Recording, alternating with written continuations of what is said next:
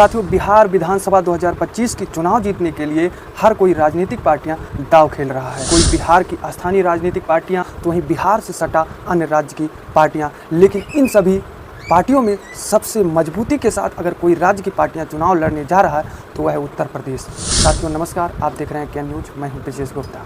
मित्रों, बिहार में इसी साल चुनाव होने वाला है और इस चुनाव में हर कोई राजनीतिक पार्टियां यही आस लगाकर बैठी है, यही कह रही है कि मेरी सरकार बनेगी। लेकिन यह भी हर पार्टी को पता है, बिना किसी गठबंधन के, बिना किसी पार्टी के मिलान से अकेले सीएम नहीं बन सकते। यानी कि हर कोई पार्टी यह जान रहा है कि मेरी अकेले की पार्टी सीएम की कुर्सी तक नहीं पहुंच सकती है। सीएम की कुर्सी तक पहुंचने के लिए किसी का साथ, किसी अन्य पार्टी का साथ होना जरूरी है। लेकिन इसी बीच एनडीए, जो भारत की सबसे मजबूत पार्टी इस समय मानी जा रही राजनीतिक पार्टियों में, वह नीतीश पर दावा खेल रही है कि नीतीश मेरे साथ रहेंगे तो मेरी सरकार बिहार में फिर बनेगी। यानी कि बिहार में बीजेपी की सरकार बन जाएगी। एनडीए दावा नीतीश पर खेल रही है, जो कि एनडीए में बहुत सारी पार्टियां शामिल हैं। देश की बीजेपी की सबसे मजबूत पार्टी है एनडीए। तो वहीं जो है एनडीए से कम जो है बिहार की जो स्थानीय पार्टी है लालू यादव की पार्टी, वह भी इनसे कम नहीं। वह भी इस चुनाव को हाथ से ना चला जाए, इसको जीतने के लिए पूरा जोरों शोरों के साथ जो है दाव खेल रही है। लेकिन दोस्तों, ये तो थी बिहार की पार्टियां किस तरह से अबकी के चुनाव में जीतने के लिए एक्टिव है। अब हम बात करते हैं कि उत्तर प्रदेश की पार्टियां बिहार के चुनाव में जीतने के लिए किस प्रकार से वहां पर होड़ लगाई हुई है। साथियों, उत्तर प्रदेश की बहुत सारी पार्टियां तो यहाँ बिहार की यानी कि पार्टियों को जिताने के लिए उसके साथ खड़ी हो रही है और उसको मजबूत बना रही है। जिसमें से बात करते हैं, जो इंडिया गठबंधन में जो भी पार्टियां, हमारे देश की जो भी अन्य राज्य की पार्टियां शामिल हैं, वह जो है बिहार की जो पार्टियां इंडिया गठबंधन में शामिल है, उनको जिताने के लिए वहां पर मजबूती से उनके साथ खड़े हो रहे हैं। लेकिन इन सभी से अलग जो किसी भी पार्टी में शामिल नहीं है, उत्तर प्रदेश की सबसे मजबूत पार्टी मायावती जी की बसपा। यानी कि बसपा पूरा अकेले जोरों शोरों के साथ मजबूती से बिहार में चुनाव लड़ने के लिए ऐलान कर दिया है। जिसके बाद मायावती ने, बीएसपी ने अपने भतीजे आकाश आनंद को जो है यहाँ के चुनाव में मैदान में उतार दिया है। और यह भी मायावती ने ऐलान कर दिया है कि अगर बिहार में मेरी सरकार बनेगी, यानी कि बसपा की सरकार बनेगी, तो छात्रों को निःशुल्क शिक्षा दिया जाएगा और बहुजन गरीबों को सरकारी ज़मीनों को चिन्हित करके उनको देने का काम किया जाएगा। यानी कि बीएसपी की सरकार बनेगी। साथियों, जिसके बाद मायावती जी के बीएसपी के ऐलान के बाद बिहार के नेताओं में खलबली मच गई है कि कहीं मायावती सच में बिहार के राजनीति में उतर ना जाए, चुनाव लड़ने के लिए मैदान में उतर ना जाए। सभी बिहार के नेताओं से लेकर के उत्तर प्रदेश के नेता जो बिहार के चुनाव में दावा कस रहे हैं, उनमें खलबली मच गई है। जानते हैं क्यों?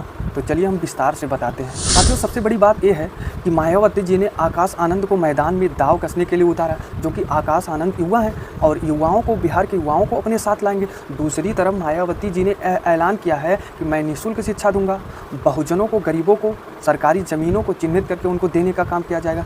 जो कि बात करते हैं निःशुल्क शिक्षा की, तो हर कोई चाहता है कि मेरा बच्चा निःशुल्क शिक्षा प्राप्त करे। वहीं बिहार के बहुजन में बात करें तो बहुत से ऐसे लोग हैं, गरीब लोग हैं, जिनके पास ज़मीन नहीं है। इसलिए अब बहुजन हो सकता है कि मायावती के पास आए कि अगर मायावती यानी कि उत्तर प्रदेश की जो बीएसपी है, वह अगर बिहार में बनती है तो हमारे साथ खड़ी होगी, हमारा लाभ होगा। वहीं अब बिहार की आबादी की बात करें तो 13 करोड़ से ज़्यादा बिहार की आबादी है, जिसमें से हम बात करते हैं अत्यंत पिछड़ा 36% है, पिछड़ा 27% है। वहीं अनुसूचित की बात करें तो 19% है। वहीं अनुसूचित जनजाति की बात करें तो 1.62 यानी कि 1.62% केवल है। और सामान्य की बात करें तो केवल 15.52 यानी कि 15.5% ही केवल जो है सामान्य वर्ग है। यानी कि बहुजनों की संख्या इस बिहार में सबसे ज़्यादा है। लेकिन अब क्या इतनी ज़्यादा संख्या होने के बाद मायावती जी बिहार में अच्छा प्रदर्शन कर पाएंगे? चलिए हम पिछला आंकड़ा बीएसपी का बिहार के चुनाव में देखते हैं और बताते हैं आपको। साल 2000 के विधानसभा चुनाव की बात करें बीएसपी की, तो 5 विधायक बीएसपी के जीत कर आए हुए थे। वहीं 2005 के फरवरी चुनाव की बात करें तो 2 विधायक जो है बीएसपी के जीते थे। वहीं नवंबर 2005 की बात करें तो 4 प्रत्याशी बीएसपी के जीते थे। लेकिन 2009 में केवल नौतना से बीएसपी का एक प्रत्याशी जीता था और 2010 और 15 के बीच में बीएसपी का शून्य रहा। यानी कि बीएसपी वहां से शून्य रही 2010 और 15 के बीच में। लेकिन साल 2020 के चुनाव में बीएसपी के एक प्रत्याशी मोहम्मद जमा खान जीते थे। लेकिन मोहम्मद जमा खान बीएसपी के साथ गद्दारी करके बीएसपी को छोड़ करके जेडीयू में शामिल हो गए थे, जिसके बाद मोहम्मद जमा खान को जेडीयू ने मंत्री बना दिया था। यानी कि बीएसपी के साथ कहा जाए तो बहुत से नेता चमके और बीएसपी के साथ ही गद्दारी करके दूसरे पार्टी में शामिल हो गए।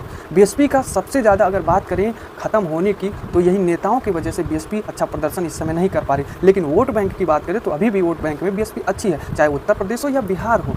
इन्हीं के नेता जो है जो बीएसपी से चमके और दूसरे पार्टियों में चले गए, उसी के वजह से बीएसपी आज जीत नहीं पा रही है। इनके विधायक ज़्यादा जीत नहीं पा रहे क्योंकि लोग यही सोच रहे हैं कि यह जीतेंगे, एक समय आएगा बीएसपी को छोड़ करके दूसरे पार्टी में शामिल हो जाएंगे। वहीं बिहार की आप छोड़िए, बिहार के मोहम्मद खान को छोड़िए, उत्तर प्रदेश के बहुत से नेता बीएसपी से चमके और बीएसपी को लात मार के चले गए दूसरे पार्टियों में। लेकिन अब बिहार की मेन पॉइंट को बात करते हैं हम। बिहार के चुनाव में सच में अगर यही स्थिति रही पूर्व को देखा जाए तो वर्तमान में बीएसपी का बिहार में अच्छा प्रदर्शन रहेगा। जिसके बाद अगर नुकसान को देखें तो बिहार में बीजेपी और अन्य पार्टी जेडीयू आरजेडी दोनों का नुकसान होने वाला है अगर बिहार के चुनाव में बीएसपी उतरती है इसी मुद्दा के साथ। तो साथियों, यह थी कुछ अहम पॉइंट उत्तर प्रदेश और बिहार के राजनीति से निकल कर आई हुई।